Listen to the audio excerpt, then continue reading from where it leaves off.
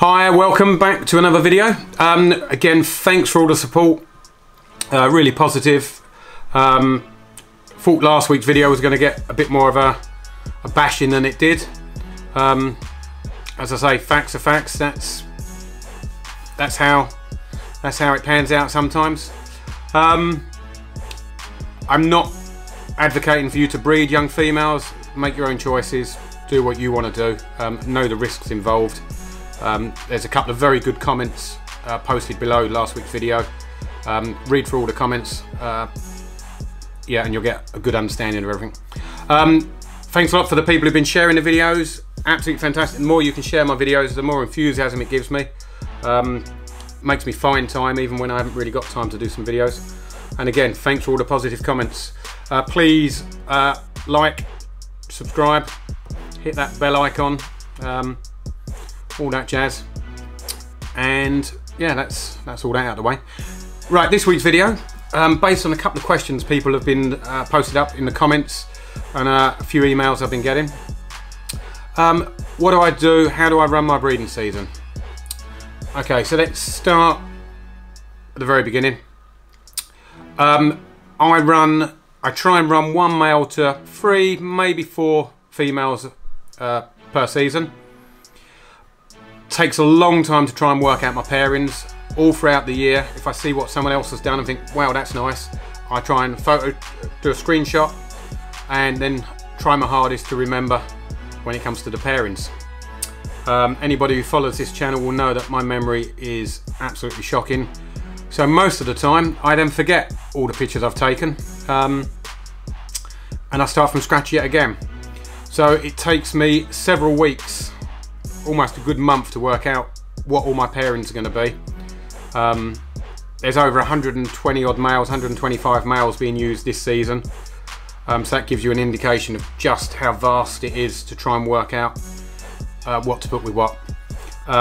Even when all said and done, I go through the pairings when I start actually pairing up, and I will just hold my head in shame when I see some of the pairings I've done and thought that was just pointless or ridiculous. If I've got the energy and the time, I'll adjust the computer and put a different pairing down, or sometimes I'll just go with it. Sometimes life's too short to make too many changes. Just roll with it. Life's too short. So once I've worked out all my pairings, I try and start the season. I'm aiming to start the season on the 1st of October every year. Several years ago I was on the first week of January. I've managed to roll it back 1 week almost every season for the last 4 or 5 years. I'm now on last week of November, I think we started this year. As I say, I want to try and push it back even further to about the first week of October. So every year, 7 to 10 days further back. So that's when I actually start breeding. I pair up on a Friday and remove the males on a Monday. Everything's then fed either a Tuesday or a Wednesday, and then the male is paired up again on the next Friday.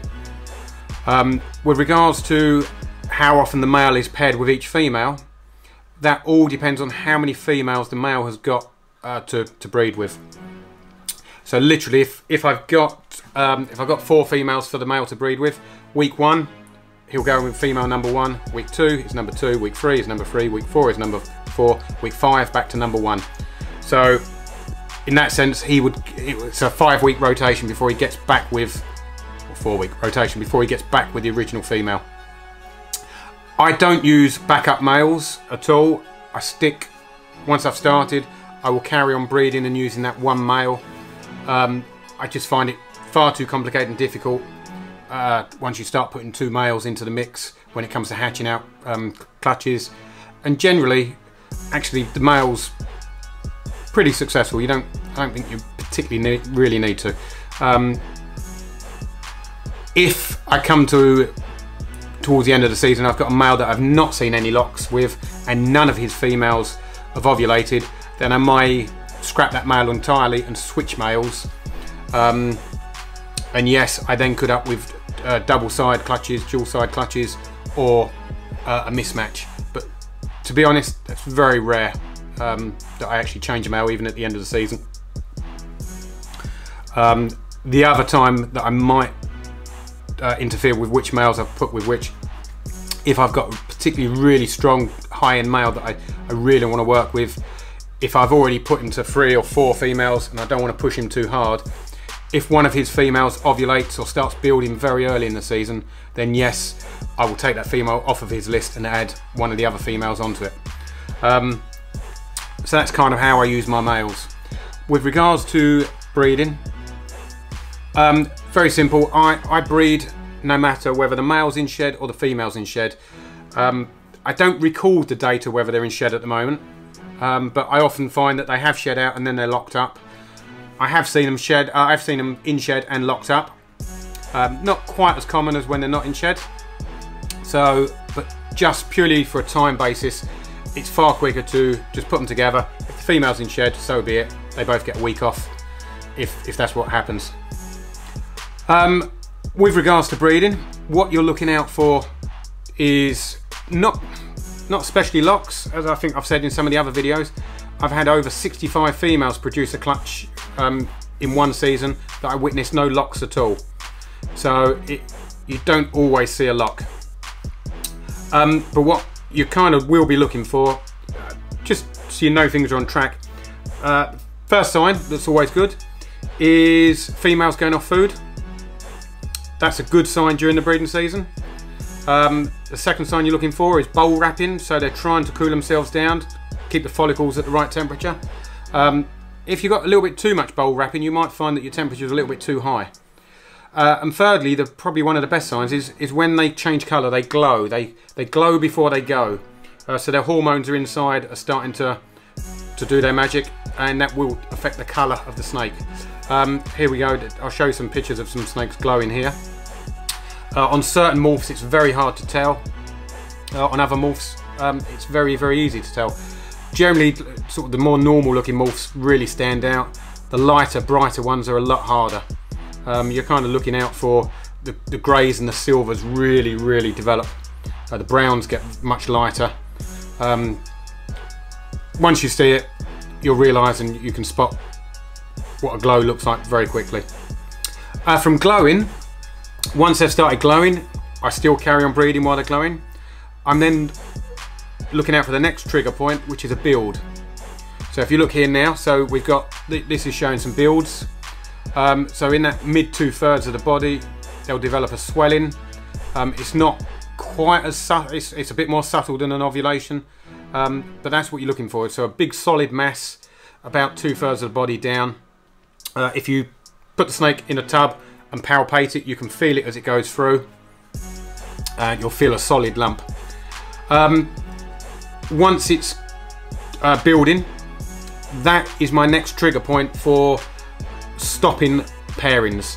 Once the female's building, I no longer introduce a male. I found now that every single female that I've ever had build has gone on and ovulated with a fertile clutch. Previous seasons I used to stop breeding once I saw an ovulation, but this season I'm saving the workload on the males and I'm stopping breeding once they start building. So from a build, your next step would be an ovulation. Depending on when you spot the build, the numbers I've got a little bit inconsistent because it's a little bit harder to spot some of the builds, especially when you've got a vast number to look at. Kind of anywhere between 20 and 40 days from a build to when they ovulate. And once they ovulate, you're looking at around about 49 days from ovulation to egg laying. So we're now looking for an ovulation. This shows you a few that have ovulated or ovulating now. Ovulation should be almost impossible to miss. They look like they've swallowed the biggest ever meal, but only slightly further down the body. If you look at the tail has a little, almost a little, like they call it a tail suck. So the tail gets a little bit of a kink in it, and almost sucked inwards. That's now with the females ovulating. As I say, once they've ovulated, it's kind of an average of about 49 days till egg laying. But if you wait for the female to then shed its skin, so once it's ovulated, it will shed its skin a couple of weeks later. once it's shed, so that's the pre-laying shed, you're looking at 29 days, or certainly my collection this year, it's averaging 29 days. It changes a day or two almost every season as an average. Might be a few degrees warmer, a few degrees cooler. That's having an effect. So that's it. You're kind of that's your breeding cycle. Obviously, once they've ovulated, that's definitely a done deal. The worst that can happen there is you'll just get infertile eggs. With regards to egg laying, you shouldn't have any problems at all with egg laying because they have maternal incubation instincts. They're happy to lay almost anywhere, so long as your temperatures are there or thereabouts. But if you keep checking them, keep sneaking a peek, keep looking, if you disturb them when they need to lay, you can make them egg bound. I did have about 11-12 years ago. I had the first ball python barbecue. I think that was about 11 years ago now. We had a big barbecue. I had a lot of visitors. I think we had about 50-60 people for the day. And unfortunately, I had one particular snake that was due to lay that day. I'm guessing there was just so much commotion and noise and just people walking around looking at the collection. That female didn't lay, she went egg bound. That's the only ball python I've ever had to go egg bound. Well, in nearly 20 years. Hundreds and hundreds of clutches. Hundreds and hundreds of females. That's the only one, and as I say, that was really bad luck. I should have realised I didn't keep as good a records back then, but as I say, that much sort of disturbance, you can make them egg bound. So leave them alone. If they lay today and you don't spot it till tomorrow, not a problem. They know what they're doing with their eggs. Yeah, so that's about it. That's my season. That's how we're running. I'm going to carry on breeding this year probably till the end of May, and that's it. I'll call it a day. What else can I tell you? I think that's it really. Simple as that. Good luck. Enjoy the rest of the season. Hope you got plenty of eggs, and catch you soon. Bye bye.